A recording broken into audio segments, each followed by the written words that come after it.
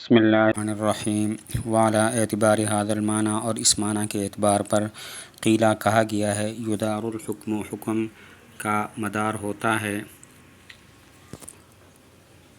علی تلک العلت، اس علت پر۔ قال الامام القاضی ابو زید، کہا امام قاضی ابو زید رحمہ اللہ نے، لو ان قوما یعدون التعفیف،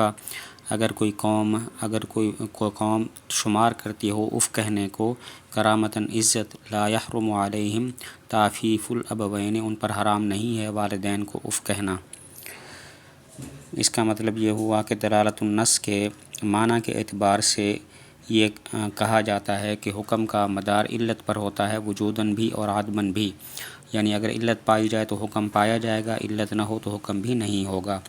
دلالت النص کے معنی کے اعتبار پر یہ کہا جاتا ہے کہ حکم کا مدار اس علت پر ہوگا، وجوداً بھی اور عدماً بھی، یعنی اگر علت پائی جائے تو حکم پایا جائے گا، علت نہ ہو تو حکم نہیں ہوگا۔ اس پر چند تفریعیں ہیں۔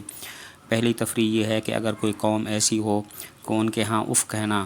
والدین کو اف کہنا توہین نہ ہو، اذیت تکلیف نہ ہو بلکہ کرامت ہو، تو ان پر والدین کو اف کہنا حرام نہیں ہوگا، کیونکہ علت تو اذیت ہے اور یہاں پر علت نہیں پائی جاتی اذیت والی، تو اف کہنا حرام بھی نہیں ہوگا۔ اگر کسی قوم کے ہاں والدین کو اف کہنا کرامت ہو، توہین یا اذیت نہ ہو، تو ان پر والدین کو اف کہنا حرام نہیں ہوگا، کیونکہ علت تو تکلیف دینا ہے اور یہاں پر تکلیف نہیں پائی جاتی۔ وَكَذَلِكَ قُلْنَا، اور اسی طرح ہم نے کہا، فی قولہ تعالی، اللہ تعالیٰ کے اس قول میں، یا ایھا الذین آمنوا اذا نودی الی آخر الآیہ، اے ایمان والو جب ندا کی جائے، ولو فرضنا بیعا، اور اگر ہم فرض کر لیں ایسی بیع، لا یمنع العاقدین، جو منع نہ کرے، روکے نہیں عاقدین کو، عن السعی الی الجمعۃ، جمعہ کی طرف سعی سے،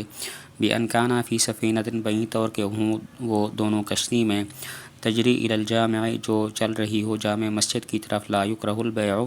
تو بیع مکروہ نہیں ہوگی۔ ایک اور تفریع ہے کہ یا ایھا الذین آمنوا اذا نودی والی جو آیت ہے، اس کے بارے میں ہم یہ کہتے ہیں کہ اگر کوئی ایسی بیع فرض کر لی جائے جو متعاقدین کو سعی الی الجمعہ سے نہ روکے، بہی طور کہ وہ کشتی میں ہوں جو جامع مسجد کی طرف جا رہی ہو، تو اس وقت بیع کرنا مکروہ نہیں ہوگا، کیونکہ علت تو ہے سعی الی الجمعہ میں خلل کا واقع ہونا، اور یہاں پر کوئی خلل واقع نہیں ہو رہا۔ اگر کوئی ایسی بیع ہم فرض کر لیں جو عاقدین کو سعی الی الجمعہ سے نہ روکے، بہی طور کہ وہ دونوں ایسی کشتی میں سوار ہوں جو جامع مسجد کی طرف جا رہی ہو، تو وہاں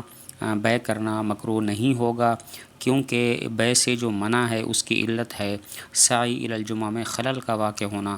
اور یہاں پر کوئی خلل نہیں ہے، علت نہیں ہے، تو بیع مکروہ نہیں ہوگی۔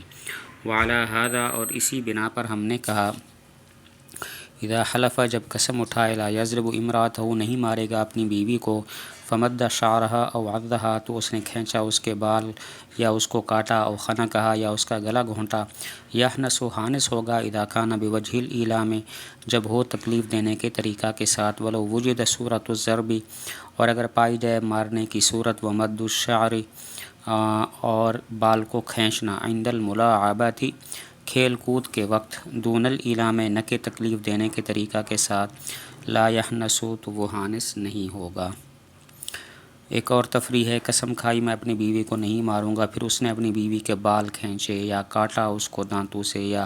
اس کا گلا گھونٹا، تو دیکھیں گے یہ عمل تکلیف دینے کے طریقہ کے ساتھ ہے یا ہنسی مذاق دل لگی ہے۔ اگر تکلیف دینے کے طریقہ کے ساتھ ہو تب تو حانس ہوگا، اور اگر ہنسی مذاق میں یہ کام کرتا ہے تو پھر حانس نہیں ہوگا، کیونکہ علت تو ہے تکلیف دینا۔ جب اس نے کہا میں اپنی بیوی کو نہیں ماروں گا تو مقصد تھا میں اس کو تکلیف نہیں دوں گا، تو اگر تکلیف پائی گئی تو حانس ہو جائے گا، تکلیف نہ پائی گئی تو حانس نہیں ہوگا۔ ومن حلف، اور وہ شخص کہ جس نے قسم کھائی،